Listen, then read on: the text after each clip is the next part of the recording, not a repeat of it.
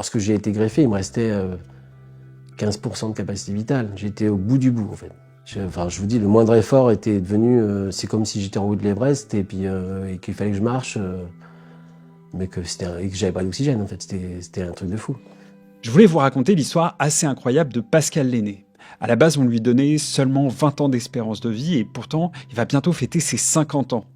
50 ans qui n'ont pas été simples, hein. Il a frôlé la mort, perdu la quasi-totalité de ses capacités respiratoires, subi une greffe, des amputations, et pourtant c'est quelqu'un d'hyper souriant, il chante, il est très positif. Donc aujourd'hui, on a rencontré Pascal Lenné, qui est l'un des plus vieux Bretons atteints par la mucoviscidose. Allez, besoin de les chanter.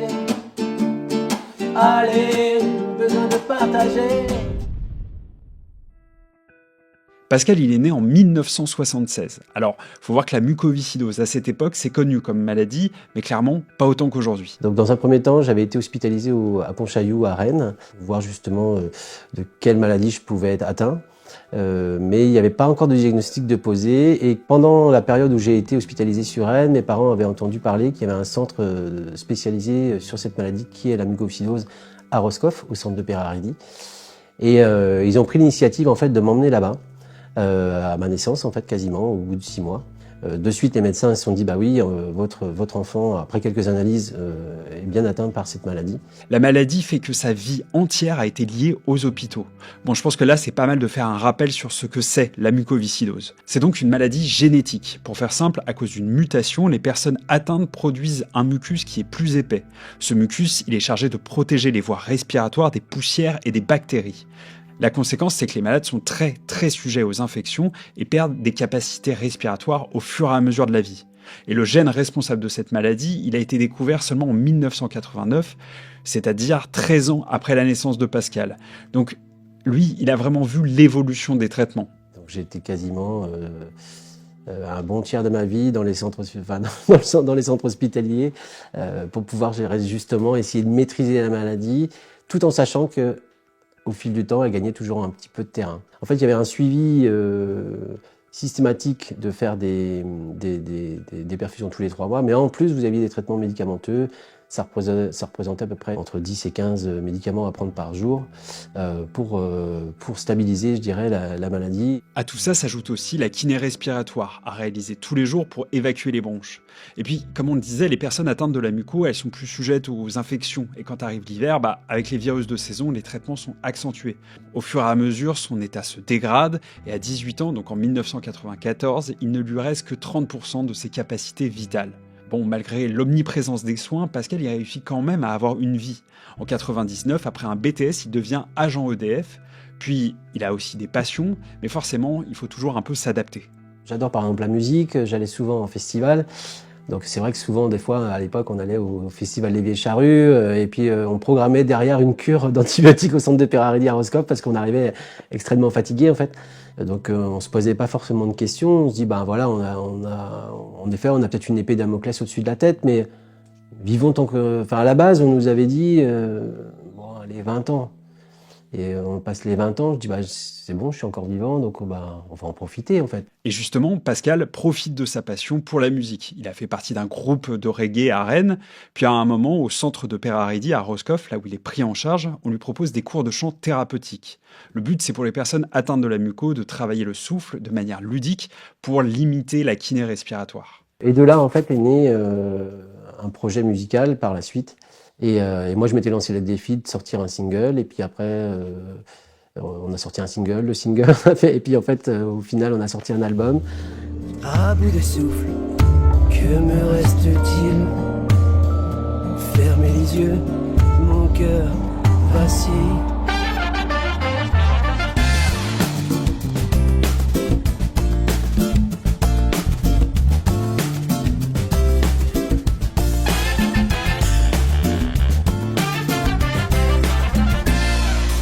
Tout en faisant des soins, tout en faisant... puisque lorsque j'ai enregistré, par exemple, le fameux single qui est devenu À bout de souffle, le premier single qu'on a réalisé, il me restait 20-25% de capacité vitale. Pascal sort son album en 2015 sous le pseudo Petit Lion. Alors pour la petite anecdote, il a même un feat avec Gizmo du groupe Trio. C'est la numéro 4 qui s'appelle Tous ensemble. Tous ensemble, dans l'amour et l'unité. Tous ensemble, conserver notre liberté. Je voudrais tant vivre dans un monde meilleur. Alors avec le groupe, ils font des concerts, mais la maladie, elle gagne du terrain. Les choses du quotidien, comme aller chercher sa fille à l'école, deviennent de plus en plus compliquées et il faut continuellement s'adapter. À un moment donné, vous arrivez à une étape où vous n'arrivez plus du tout à vous réadapter parce qu'en fait, vous avez de l'oxygène 24 sur 24 et ça devient trop compliqué. Vous n'arrivez plus à respirer, vous êtes... Et puis là, vous sentez que c'est le dernier souffle, en fait. Donc c'est soit ça, soit on tente la dernière carte qui est la greffe. La greffe, c'est la greffe de nouveaux poumons. À l'époque, c'était la dernière solution pour les malades de la mucoviscidose qui leur permettrait de retrouver une bonne qualité de vie. Bon, depuis, il y a de nouveaux traitements qui sont sortis, mais ils arriveront trop tard pour Pascal et en 2016, il ne peut plus attendre. À ce moment-là, il ne lui reste que 15% de ses capacités vitales. Il faut passer par cette intervention. J'ai attendu très longtemps pour m'inscrire parce que j'avais beaucoup de doutes, la peur de l'inconnu, la peur de qu'est-ce qui va se passer en fait. Et en fait, je me dis, si je veux continuer à vivre, je n'ai pas le choix, il faut que je m'inscrive sur liste de greffe. Alors là, tout se passe vraiment très rapidement.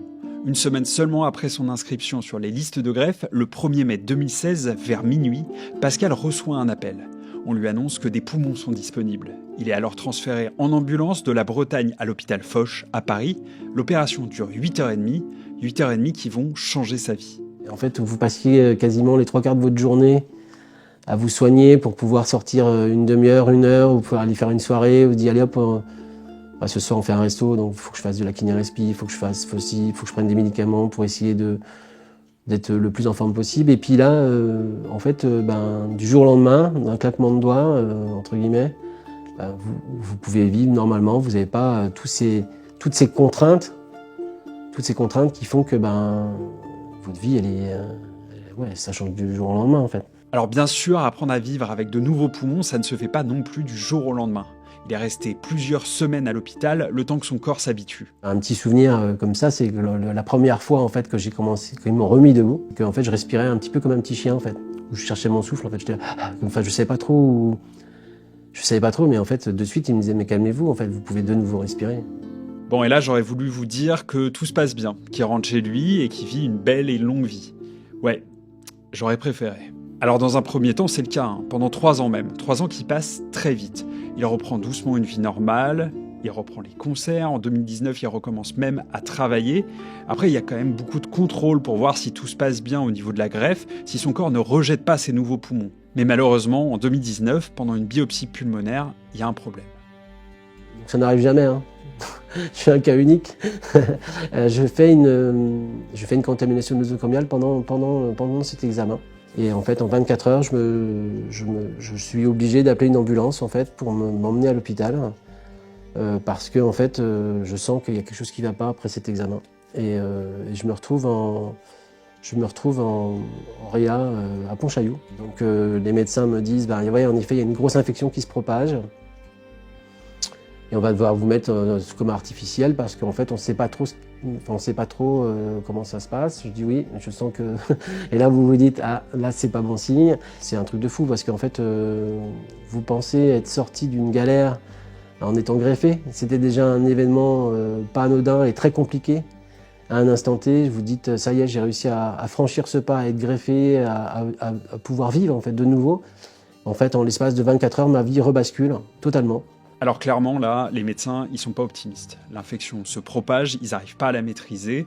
Son cas, il empire même, puisqu'en plus, il déclare une septicémie. Et ils annoncent à ma famille mon décès. Clairement, ils se sont dit, voilà, malheureusement, c'est terminé. Appelez la famille proche, appelez les amis, je pense que, en gros, tout est terminé, en fait. Et donc, tout le monde se déplace et tout, et puis, en fait, eux continuent quand même à essayer de me prodiguer des soins en fait, pour m'accompagner, même peut-être dans mes derniers jours, entre guillemets. Et en fait, au bout de 10 jours, assez miraculeusement, Pascal se réveille. Alors, il n'est pas sorti d'affaire, loin de là. Il lui faudra encore bien 3 mois pour aller mieux. C'était un peu rock'n'roll. C'était un peu rock'n'roll. Là, je crois que là, il voulait ma peau, mais je m'en suis sorti.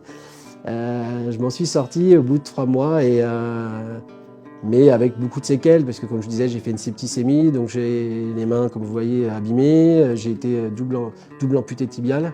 Alors, en fait, j'ai eu des amputations au niveau des jambes, au niveau des jambes, au niveau des tibias, en fait. Lorsque je sors de l'hôpital de Réa, en fait, t'as tout le staff qui vient me voir et m'ont dit, en fait, ils m'ont dit clairement, c'est limite un miracle, en fait. En fait, eux, ils étaient heureux, en fait, parce qu'en fait, ça prouve que ce qu'ils ont tenté, ça a fonctionné, en fait. Donc c'était fou. Donc c'est très fort, en fait. Encore une fois, Pascal va devoir se réapproprier son corps, réapprendre à marcher, s'habituer à ses nouvelles prothèses. Quand il arrive au centre de rééducation à Carpap, près de Lorient, les médecins lui prédisent 9 mois, voire 1 an de travail. Et pourtant, en seulement un trimestre, il est debout. Et du coup, il va reprendre sa vie, il reprend la musique, les concerts, et il sort même un nouvel album, celui-ci, qui s'appelle Renaissance. Et à travers ces concerts, on essaie justement de transmettre notre joie de vivre, d'envoyer des messages positifs, en fait, de se dire, voilà, la vie, elle est comme ça, mais il peut y avoir des complications, mais essayer de voir la vie du bon côté. Mais c'est pas forcément simple. Il y a plein de petites choses qui font que la vie, elle est galère. Mais on essaie quand même de transmettre, moi, à travers mon parcours, me dire, voilà, allez, on avance. Hein. Des fois, des petits bobos, bon, ça peut se faire, mais il faut essayer de trouver le côté positif pour pouvoir avancer, je pense. Mais c'est pas simple tout le temps. C'est pas forcément simple. Je pense que c'est ça qui m'a le plus marqué dans cette rencontre, c'est qu'il nous a raconté un parcours qui est hyper dur, que j'aurais jamais pu imaginer.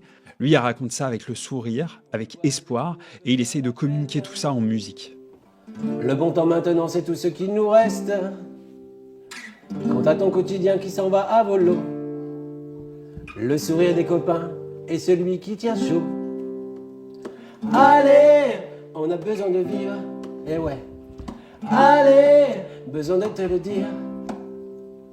Allez, besoin de le chanter. Allez, besoin de partager.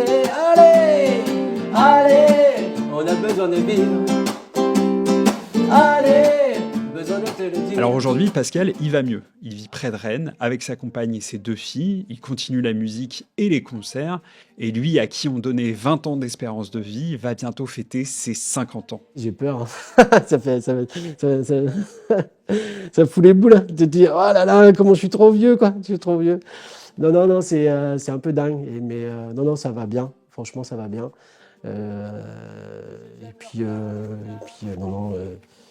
Faut vivre. Je vais essayer de vivre le plus longtemps possible et puis de profiter de la vie, tout simplement. On était des frangins, on était des frangines. On les a vus venir, les coups durs, les coups de gueule. On les a pris ensemble, les claques dans la gueule. Et ouais.